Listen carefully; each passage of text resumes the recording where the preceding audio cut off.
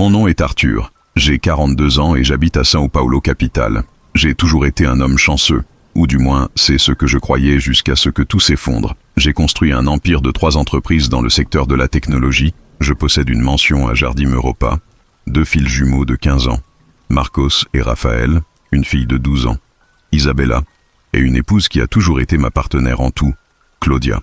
Elle est aussi entrepreneur, propriétaire d'un réseau de cliniques d'esthétique qui connaît un succès absurde. Nous étions le couple parfait aux yeux de tous. Dîner dans des restaurants haut de gamme, voyages internationaux, une vie que beaucoup ne voient que dans les magazines de luxe. Mais la vérité, mes amis, c'est que la perfection est une illusion dangereuse. Et c'était justement quand je croyais avoir tout sous contrôle que l'enfer a frappé à ma porte, déguisée en une fille de 19 ans aux yeux marrons et un sourire qui semblait trop innocent pour être réel. C'était en mars 2024 quand Laetitia a fait son apparition dans mon entreprise. Elle était en dernière année d'administration et avait besoin d'un stage pour obtenir son diplôme. Ma responsable des ressources humaines l'a amenée dans mon bureau pour un entretien final. Je m'en souviens comme si c'était hier. Elle est entrée vêtue d'une robe bleu marine discrète, cheveux châtains attachés en chignon, maquillage léger. Il y avait quelque chose de différent chez elle, une fragilité qui contrastait avec une assurance étrange quand elle parlait.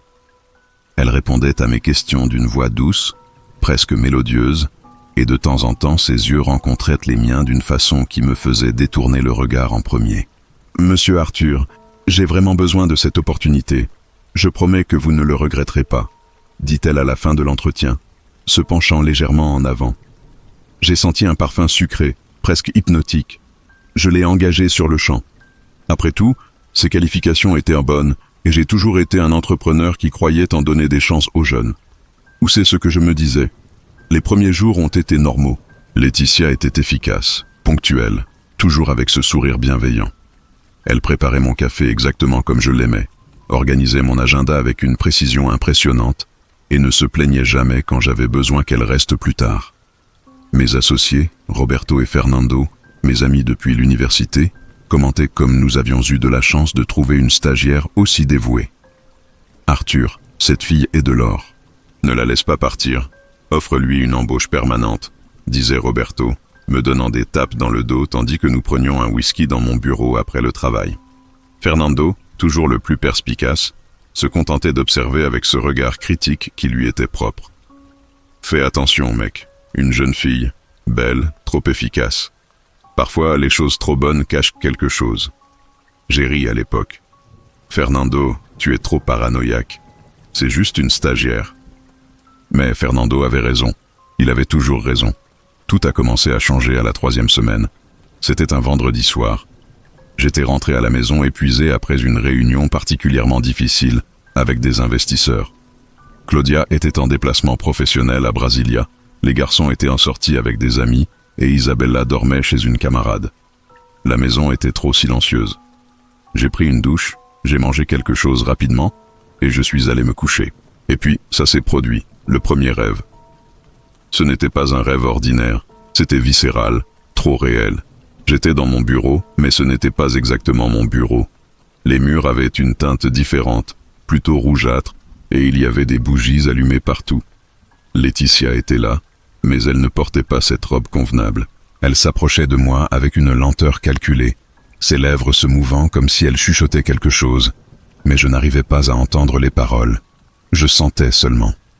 Un besoin irrésistible, un désir qui consumait chaque cellule de mon corps. Quand elle a touché ma main dans le rêve, je me suis réveillé en sursaut, suant froid, mon cœur s'emballant. J'ai regardé l'horloge, 3h33 du matin. 7 heures s'est gravée dans mon esprit. J'ai essayé de me convaincre que c'était juste un rêve aléatoire, une question de stress. Mais le lundi suivant, quand Laetitia est entrée dans mon bureau avec ce sourire et ce parfum, j'ai senti quelque chose de différent. Une attraction qui n'était pas là avant. Ou qui l'était, et j'avais réussi à la réprimer jusqu'alors. Les rêves sont devenus fréquents. Chaque nuit, sans exception. Et chaque matin, je me réveillais plus fatigué, plus obsédé, plus confus. J'ai commencé à remarquer des détails chez Laetitia qui m'avaient échappé auparavant. La courbe de son cou quand elle inclinait la tête pour lire quelque chose, la façon dont elle se mordait la lèvre inférieure quand elle était concentrée, comment ses doigts touchaient délicatement les choses. Pire encore, j'ai commencé à inventer des excuses pour passer plus de temps près d'elle. Je lui demandais son avis sur des sujets sur lesquels elle, en tant que stagiaire, n'avait pas d'expérience pour donner un avis. J'inventais des réunions qui n'existaient pas. Je me mettais en colère quand d'autres employés parlaient avec elle trop longtemps. Claudia a remarqué le changement. Ma femme a toujours eu de l'intuition. « Chérie, tu es étrange. Tout va bien au travail ?» m'a-t-elle demandé un soir pendant que nous dînions. Ses yeux verts m'étudiaient avec une préoccupation sincère. « Tout va super bien, Claude. Juste des projets qui me stressent, ai-je menti, évitant son regard. Tu en es sûr? Tu sembles distant. Tu ne me touches plus comme avant. » C'était vrai. Notre mariage de 18 ans, toujours marqué par une connexion physique forte, refroidissait. Et je savais exactement pourquoi. Parce que chaque fois que j'essayais de m'approcher de Claudia, c'était le visage de Laetitia qui apparaissait dans mon esprit. C'était sa voix que j'entendais. C'était son parfum que je sentais. Je devenais fou. Et je le savais. C'est alors que j'ai pris la décision la plus lâche et, en même temps, la plus sensée de ma vie. J'ai décidé de renvoyer Laetitia. Je l'ai appelée dans mon bureau un jeudi après-midi. J'avais préparé un discours sur les réductions de coûts, la restructuration, les excuses corporatives habituelles. Elle est entrée avec ce sourire, tenant un dossier de documents. « Monsieur Arthur, j'ai apporté les rapports que vous aviez demandés. »« Laetitia, assieds-toi s'il te plaît, » l'ai-je interrompu, ma voix sortant plus dure que prévu. Elle s'est assise, croisant les jambes, me regardant avec ses yeux qui semblaient voir à travers moi. J'ai respiré profondément. « Écoute, il n'y a pas de façon facile de dire ça. Nous allons devoir mettre fin à ton stage. Ce n'est rien de personnel, c'est une question de... J'ai fait quelque chose de mal. » Sa voix est devenue petite, fragile, et pendant un moment, j'ai vu des larmes se former dans ses yeux. « Non, non, tu as été excellente. C'est juste que... Ce sont des changements internes. L'entreprise a besoin de... S'il vous plaît, monsieur Arthur. J'ai besoin de ce stage pour obtenir mon diplôme. Je suis à 3 mois de terminer mes études. Si vous me renvoyez maintenant, je vais perdre tout le semestre. » Elle s'est penchée en avant, ses mains touchant le bord de mon bureau. « S'il vous plaît, je fais n'importe quoi. N'importe quoi vraiment. » La façon dont elle a dit « n'importe quoi » a fait quelque chose de se retourner en moi. Mais je devais être fort. Pour moi, pour ma famille, pour tout ce que j'avais construit. Désolé, Laetitia, la décision est prise. Les ressources humaines vont préparer toute la documentation et une bonne lettre de recommandation pour toi. J'ai vu quelque chose changer sur son visage. La fragilité a disparu pendant une seconde, remplacée par quelque chose qui m'a donné un frisson dans le dos. Mais c'était tellement rapide que j'ai cru l'avoir imaginé. « Je comprends », a-t-elle dit, se levant. « Ça a été une expérience inoubliable de travailler avec vous, Arthur. » La façon dont elle a dit mon nom, sans le « monsieur », a sonné trop intimement. Elle a quitté le bureau sans se retourner. Je pensais que ce serait la fin, que sans elle, les rêves s'arrêteraient, l'obsession disparaîtrait, que je redeviendrais l'Arthur d'avant, mari fidèle, père présent, entrepreneur concentré. Je ne pouvais pas me tromper davantage. Les choses ont empiré, beaucoup empiré. 3 jours après l'avoir renvoyé, j'étais au Café Bourbon, un endroit que je fréquentais depuis des années à Itaïm Bibi. C'était mon refuge quand j'avais besoin de travailler en dehors du bureau, loin des distractions. Je venais de commander mon double espresso et d'ouvrir mon laptop quand j'ai senti ce parfum. Je me suis retourné et là, elle était. Laetitia, vêtue d'une robe rouge que je n'avais jamais vue avant, plus ajustée, plus révélatrice. Cheveux détachés, tombant en vagues sur les épaules. Maquillage plus marqué, lèvres rouges. « Quelle incroyable coïncidence, monsieur Arthur », a-t-elle dit, souriant en s'approchant. « Je peux m'asseoir ?» Mon cœur s'est emballé. « Laetitia, je ne pense pas que ce soit une bonne idée. S'il vous plaît, je veux juste parler. 5 minutes. » Contre tout mon bon sens, j'ai fait signe à la chaise vide. Elle s'est assise, croisant les jambes, et j'ai essayé de garder mes yeux fixés sur son visage. « Je ne suis pas venue ici par hasard », a-t-elle admis, jouant avec une mèche de cheveux. « Je savais que tu venais ici. Je avais besoin de te voir. »« Laetitia, je suis mariée. J'ai 3 enfants. Ce qui s'est passé à l'entreprise? Rien ne s'est passé à l'entreprise. C'est ça le problème. Elle s'est penchée en avant, ses yeux fixés dans les miens. Arthur, je sais que tu ressens la même chose que moi. Je t'ai vu comment tu me regardais, comment tu inventais des excuses pour rester près de moi. Je sens cette connexion entre nous. C'est quelque chose de magique. Le mot magique a résonné étrangement à mes oreilles. Tu es trop jeune pour comprendre, mais ce n'est pas réel. C'est une attirance physique, peut-être, mais ce n'est rien de plus. J'aime ma femme, mais tu me désires, a-t-elle dit, pas comme une question, mais comme une affirmation. Chaque nuit, tu rêves de moi. Je sais que tu rêves.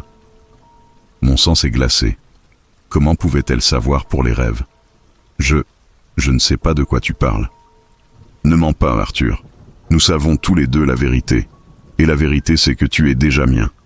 Tu peux lutter contre ça tant que tu veux, mais à la fin, tu seras mien.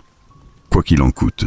Elle s'est levée, a passé sa main légèrement sur mon épaule, un toucher qui a brûlé même à travers le tissu, et a quitté le café.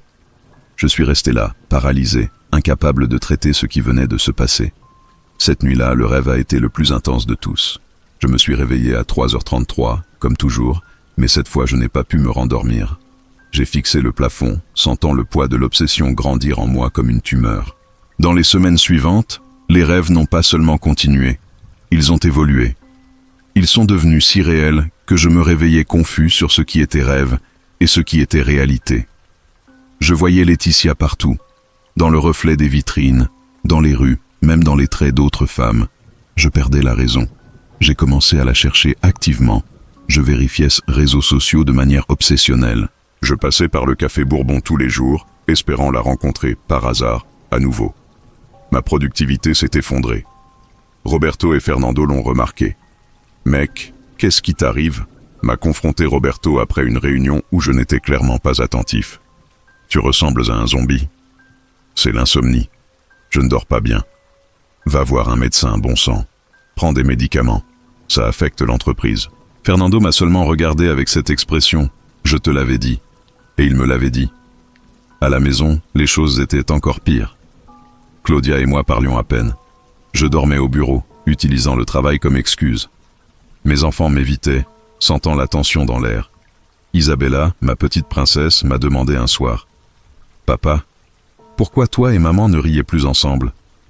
Je n'avais pas de réponse. Et puis, un vendredi après-midi en juin, j'ai reçu un message d'un numéro inconnu. Rue Augusta, 2847. Appartement 508, 19h. Je t'attends. Elle. Je savais que je ne devais pas y aller. Chaque fibre rationnelle de mon être criait que je devais supprimer ce message, bloquer le numéro, rentrer à la maison et étreindre ma femme. Mais l'obsession était plus forte. C'était comme si quelque chose me tirait, un fil invisible enroulé autour de ma poitrine, me traînant vers elle. À 19h05, j'étais devant cet immeuble sur l'Augusta. Les mains moites, le cœur qui s'accélère. J'ai monté jusqu'à l'appartement 508. La porte était entr'ouverte. « Tu peux entrer, Arthur. » J'ai entendu sa voix de l'intérieur. L'appartement était petit, mais bien décoré. Lumière basse, bougies allumées, musique douce. Elle portait un peignoir de soie blanc, cheveux mouillés comme si elle venait de sortir de la douche. « Tu es venu ?» a-t-elle chuchoté, s'approchant. Je ne sais pas pourquoi je suis venu. Tu le sais. Tu es venu parce que tu ne peux plus résister. Parce que tu me veux autant que je te veux. Et puis elle m'a embrassé. Et je n'ai pas résisté. Je l'avoue, c'était l'une des meilleures expériences physiques de ma vie. Il y avait une intensité que je n'avais jamais ressentie auparavant, comme si chaque toucher était électrique, chaque baiser une dépendance instantanée. Quand nous avons terminé, elle s'est blottie contre ma poitrine, traçant des cercles paresseux avec ses doigts. « Je savais que tu viendrais », a-t-elle murmuré. « Je le savais depuis le moment où je suis entré dans ton bureau pour la première fois. » Laetitia, c'était une erreur. Je ne peux pas. Chut. Ne gâche pas le moment avec la culpabilité. Tu vas revenir. Tu vas toujours revenir. Parce que maintenant tu es mien. Et elle avait raison. Je suis revenu. Et revenu. Et revenu. J'ai loué un appartement pour elle dans un meilleur quartier. J'ai commencé à déposer de l'argent dans un compte pour ses dépenses. J'achetais des vêtements, des bijoux, des parfums chers. Elle demandait, je donnais. C'était comme si je n'avais pas le contrôle de mes propres actions. Je veux ce sac Louis Vuitton que j'ai vu en vitrine, disait-elle, et je sortais déjà ma carte de crédit. J'ai besoin d'argent pour payer mes études. Tu veux aller à Miami? J'ai toujours rêvé d'y aller. Et je payais tout, tout. J'ai ouvert un compte bancaire secret, j'ai détourné de l'argent de l'entreprise, quelque chose que je n'avais jamais fait auparavant. Je mentais à Claudia sur des réunions qui n'existaient pas, des voyages d'affaires inventés. Les mois ont passé dans un flou de mensonges et de rendez-vous secrets. Laetitia ne travaillait jamais, elle existait simplement pour moi. Et plus je donnais, plus elle demandait. C'était un puits sans fond, mais ce n'était pas seulement physique. Nous parlions aussi. Ou plutôt, elle parlait et j'écoutais, hypnotisé. Elle racontait des histoires d'une enfance difficile, d'une mère qui l'avait abandonnée, d'un père alcoolique.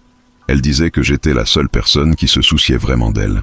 Et une partie de moi, la partie malade, obsessive, croyait peut-être que j'étais en train de l'aider, de la sauver d'une certaine façon. « Tu es différent des autres hommes, Arthur », chuchotait-elle après nos rendez-vous. « Tu me comprends. Tu me complètes. » Et moi, imbécile, j'y croyais. À la maison, j'étais une ombre. Claudia essayait de parler, mais j'esquivais. Les garçons avaient arrêté de me demander de jouer au football.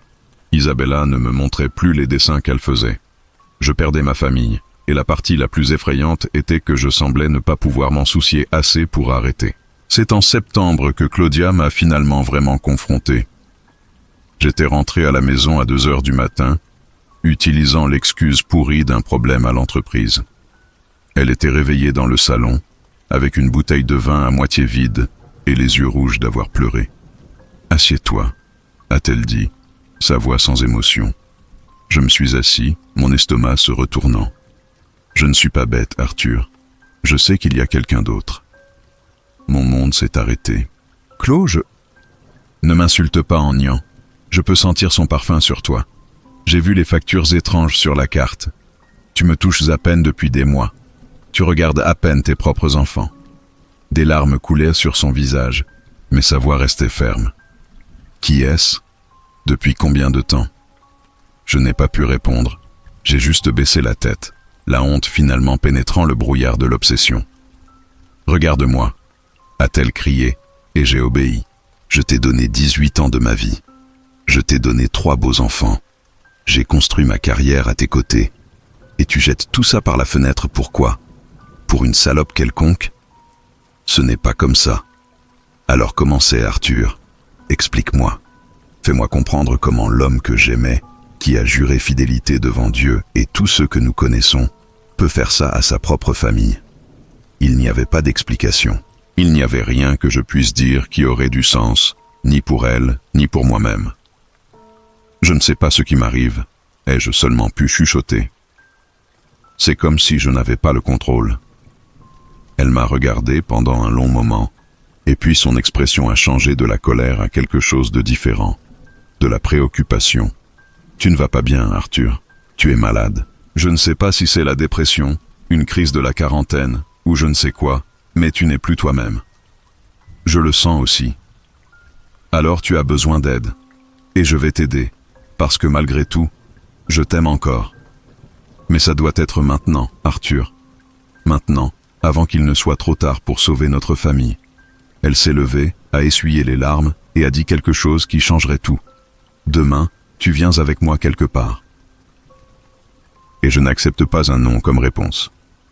Le jour suivant, samedi, Claudia m'a emmené dans un quartier que je n'avais jamais entendu mentionner.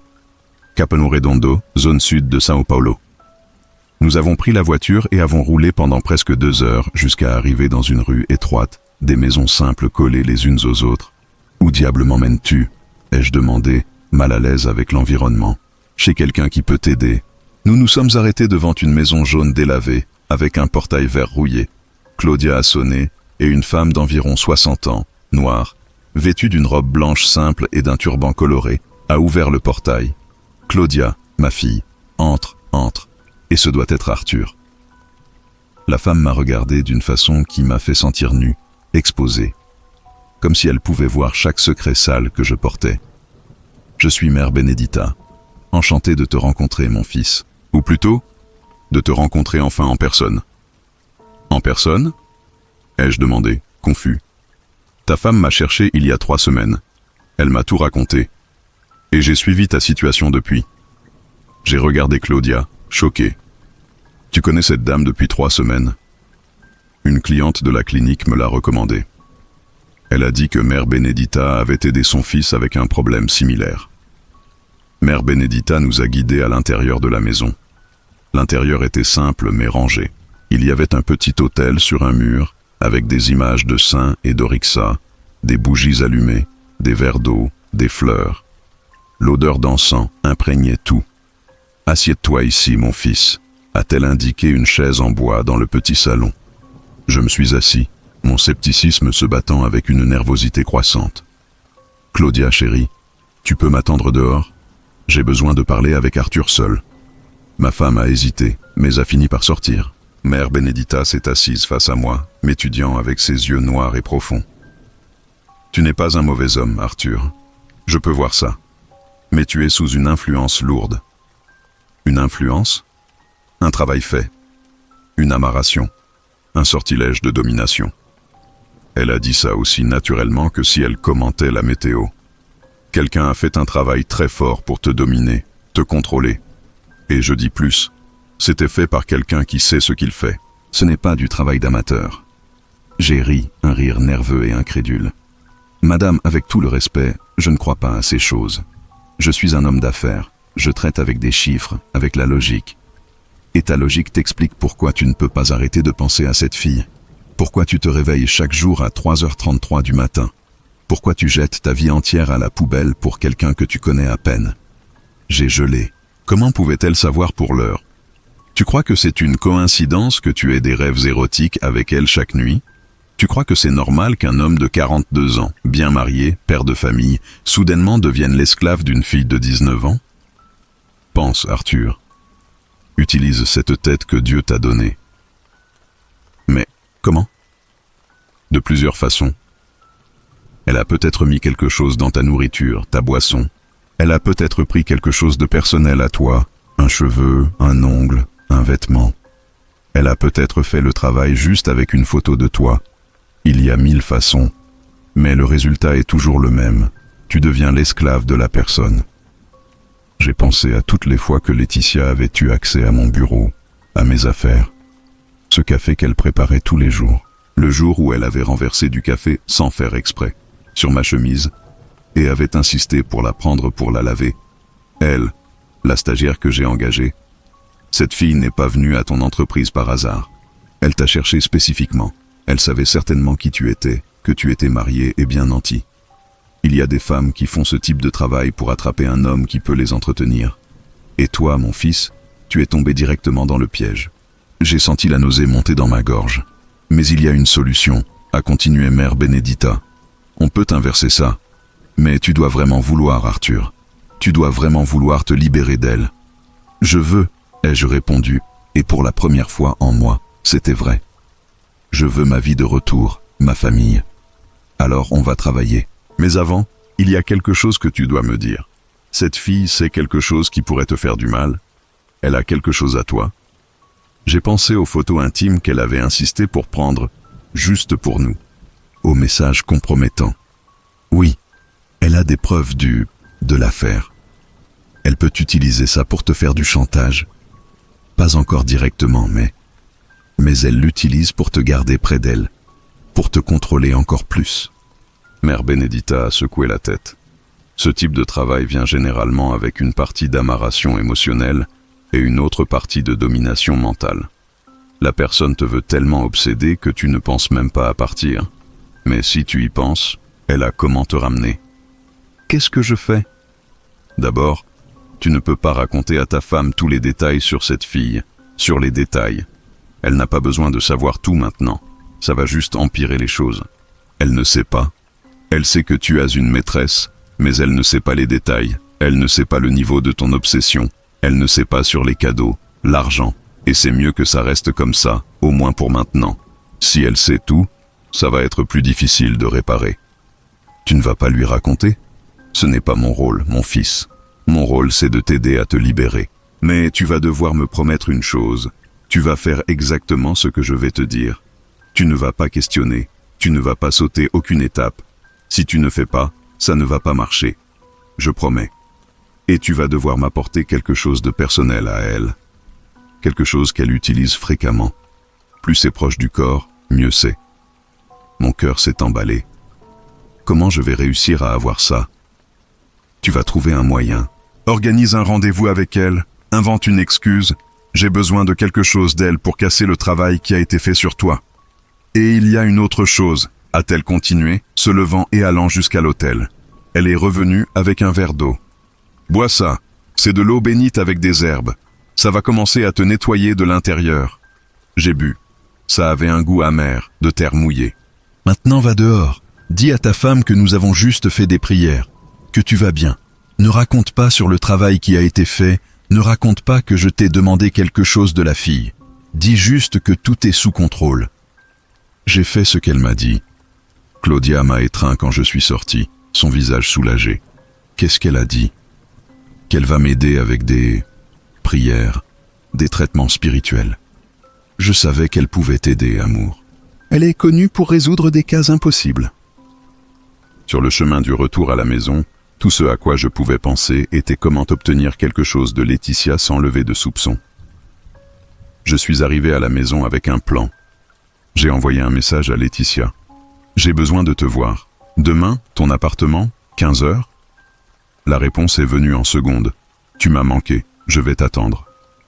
Le dimanche après-midi, tandis que Claudia était à la gym et les enfants chez les grands-parents, je suis allé à l'appartement de Laetitia. Elle a ouvert la porte vêtue seulement de lingerie rouge. Quelle surprise agréable, a-t-elle ronronné, me tirant à l'intérieur. Mais cette fois, quelque chose était différent. Peut-être que c'était l'eau que Mère Benedita m'avait donnée, peut-être que c'était juste le fait que je commençais enfin à voir la situation avec un peu de clarté, mais j'ai réussi à résister à ces avances initiales. Attends, j'ai apporté quelque chose pour toi d'abord. Je lui ai donné une petite boîte Pandora que j'avais achetée en chemin. Arthur, tu m'aimes vraiment, n'est-ce pas? Elle a ouvert la boîte, révélant un bracelet en argent. Elle l'a mis immédiatement, admirant comment il allait à son poignet. Ça te va magnifiquement, ai-je dit, et c'était vrai. Mais tout ce que je voyais maintenant, c'était une opportunité. Nous avons été ensemble cet après-midi. Une dernière fois, me suis-je promis. Et quand elle s'est endormie, épuisée, j'ai agi. J'ai pris l'élastique à cheveux qu'elle avait utilisé plus tôt, enroulé avec plusieurs de ses cheveux. J'ai pris aussi le rouge à lèvres qu'elle avait laissé dans la salle de bain, encore marqué par ses lèvres. Et, très prudemment, j'ai arraché quelques cheveux du peigne qu'elle avait. Mon cœur battait sans contrôle tandis que je rangeais l'élastique à cheveux, le rouge à lèvres et quelques cheveux du peigne de Laetitia dans un petit sac en tissu que j'avais apporté juste pour ça. Je me suis arrangé aussi silencieusement que possible, essayant de ne pas la réveiller, bien que ses rêves semblaient très agités. Elle murmurait des paroles incohérentes, se tournant d'un côté à l'autre. À ce moment, j'ai vu la fragilité enfantine qui surgissait parfois derrière son apparence séductrice. Une étincelle d'un autre sentiment s'est mélangée à la peur. Pitié? Culpabilité? J'ai quitté l'appartement en portant les preuves de ma chute, mais, surtout, un désir féroce de libération. J'ai appelé Mère Benedita. J'ai déjà ce que vous m'avez demandé, ai-je chuchoté, sans courage de prononcer le nom de Laetitia dehors. Elle a répondu simplement, « Viens aujourd'hui, apporte tout, ne garde rien avec toi cette nuit. » Je suis allé au Capamo Redondo comme si je fuyais un crime, portant le sac comme un trésor maudit. Claudia m'attendait à la maison, anxieuse et préoccupée. J'ai dit que j'avais besoin de résoudre quelque chose d'important, sans expliquer quoi. Je voulais la protéger, et aussi étrange que cela puisse paraître, me protéger moi-même du jugement d'elle, au moins jusqu'à être sûr qu'il y aurait du salut pour nous. La maison était silencieuse. Mère Benedita m'attendait déjà, entourée d'herbes, d'images, de bougies. L'arôme de rue et de Guinée occupait l'air lourd. « Assieds-toi, mon fils, a-t-elle dit, et donne-moi tout. » J'ai placé les objets devant l'autel. Mère Benedita a passé des encens, a jeté de l'eau bénite, a chanté des cantiques en yoruba qui ont glacé mon sang. À un moment donné, elle a tenu l'élastique à cheveux et les cheveux entre ses mains et m'a regardé profondément dans les yeux. Elle ne travaille pas seule. Il y a des gens derrière elle, des gens de terreiro, de magie ancienne. Mais maintenant, ai-je demandé terrifié. Elle a commencé une prière cantique, versant de l'huile de dendé, du piment et du gros sel sur les objets, brûlant tout dans un bol en terre cuite. L'odeur était acide, presque suffocante. Soudainement, Benedita s'est arrêtée et m'a tendu un verre d'eau. « Bois. Ça va faire mal, mais tu ne vas pas mourir, non. Ressens et endure. » Quand j'ai avalé, une chaleur a monté par la gorge et a explosé dans la tête. C'étaient des secondes, mais ça semblait des heures, de vertige, de douleur, de nausée. J'ai vu des flashs. Laetitia, quand elle était enfant, quelqu'un faisant des offrandes au bord d'une rivière sombre, un vieil homme avec un chapeau de paille soufflant de la fumée vers une photo. Mon propre visage en transe, avec des yeux creux, sans éclat. Et j'ai entendu des chuchotements. « Tu es déjà mien, mien, mien. » J'ai perdu connaissance. Quand je me suis réveillé, Mère Benedita nettoyait mon visage avec un linge humide. « C'est passé, Arthur. Le lien a été coupé. Mais ce n'est pas fini. » Elle m'a expliqué. Je continuerai à rêver de Laetitia pendant des jours, à sentir l'abstinence, la fièvre, comme un drogué. Mais avec le temps, mon désir serait remplacé par la répulsion et la tristesse. Tu vas te souvenir, mais tu ne vas plus vouloir. Et quand tu rêveras d'elle, prie pour Saint-Michel, prie pour tes saints, a-t-elle dit. Quant à Laetitia, maintenant elle va sentir le retour du sortilège. Elle peut venir après toi, elle peut se désespérer. Tu dois être fort. Ne réponds pas, ne cède pas. Suis ta vie. Et si tu peux, pardonne. Parce que celui qui fait de la magie comme ça, généralement c'est plus une victime qu'un bourreau. Les prédictions de Mère Benedita ne tardèrent pas à se réaliser. Dans les jours suivants, Laetitia m'a envoyé des dizaines de messages. Certains doux, d'autres furieux, d'autres menaçant de tout révéler à Claudia, à mes enfants, à la presse. Au lieu du désir, je sentais la pitié et une peur froide. Pas de perdre ma famille, mais de la douleur psychique qu'elle semblait porter. Je l'ai bloquée partout. J'ai changé de numéro. J'ai demandé pardon à Claudia et j'ai dit la vérité. Pas tout, mais assez. J'ai pleuré pour la première fois en années, dans ses bras. J'ai dit que j'accepterais n'importe quoi. Séparation, mépris, éloignement de mes enfants, si c'était nécessaire. Je suppliais juste pour une chance de me reconstruire. Claudia a pleuré avec moi, non comme une victime, mais comme quelqu'un qui reconnaît la tristesse de voir s'effondrer un projet de vie. Ce n'était pas un pardon immédiat ni simple. Des mois de thérapie, de distance, de méfiance, mais aussi de travail patient. Mes enfants m'ont regardé avec du chagrin, mais, lentement, ont accepté ma présence de retour. Isabella m'a donné un dessin après de nombreuses semaines de silence. Dedans, notre famille était main dans la main à nouveau, avec un soleil immense en arrière-plan. Laetitia, selon ce que j'ai su par Roberto, a quitté l'appartement, a disparu des réseaux et a été vue pendant quelques mois dans un bar du centre, plus maigre, abattue. Après, personne n'a plus entendu parler d'elle. Je n'ai jamais été le même, dans tous les sens. Je suis devenu un homme avec quelques cheveux blancs de plus, un regard moins arrogant et plus attentif à ce qui vaut vraiment la peine. Mon mariage a survécu, mais n'a jamais été parfait. Il a été, et est, réel, fait de dialogue, de soins, de rechute et de reconstruction. Je n'ai jamais laissé l'illusion de contrôle me faire ignorer les avertissements de la vie. Ou, comme dirait Fernando, parfois quand ça semble trop beau pour être vrai, c'est parce que ce n'est pas pour être à toi. Je n'ai jamais raconté à mes enfants toute cette histoire. Peut-être qu'un jour je la raconterai, pour qu'ils apprennent dès le début à respecter l'invisible, le pouvoir des désirs, et surtout, la force des décisions que nous prenons quand nous pensons que personne ne regarde. La dernière fois que j'ai rêvé de Laetitia, elle était de l'autre côté d'un pont, me regardant en silence. Il y avait de la rage, oui, mais aussi quelque chose comme un deuil, de celui qui a perdu plus qu'un amant riche, mais aussi l'espoir d'être aimé vraiment. Je me suis réveillée, j'ai regardé ceux qui m'entourent, j'ai remercié Dieu, les saints, l'univers, et j'ai continué à vivre. Je ne suis plus un homme chanceux, mais, pour avoir survécu, peut-être que je suis, au fond, un homme béni. Aujourd'hui, c'est un dimanche matin silencieux à São Paulo. Le temps a passé avec la lenteur et la force d'une rivière, renouvelant tout à sa manière. 2 ans se sont écoulés depuis cette séquence d'événements qui a presque détruit ma famille. Et crois-moi, je porte encore des marques invisibles. mais cicatrisée par le temps et le pardon. Ma relation avec Claudia a changé. Nous sommes partenaires, comme toujours. Mais maintenant nous valorisons, surtout, la vérité et le soin mutuel. Nous avons abandonné les armures de la famille parfaite, pour être simplement notre famille, imparfaite, pleine de hauts et de bas, mais réelle. Nos enfants ont grandi sous nos yeux, résilients. Isabella, maintenant avec 14 ans, écrit des poésies sur la vie. Les garçons vont à l'université l'année prochaine. Parfois, je me demande s'ils ont compris, au fond, que la vie adulte est faite de choix difficiles, et surtout, de conséquences. Je n'ai jamais revu Laetitia. Parfois je me réveille de madrugada avec le souvenir de son parfum ou d'un cheveu oublié dans ma veste. Mais ça passe, comme passent les ombres quand tu ouvres les fenêtres. Je prie, je remercie à chaque nouveau commencement. Et je n'ai jamais plus sous-estimé la force de ce qu'on ne peut pas expliquer juste avec la logique.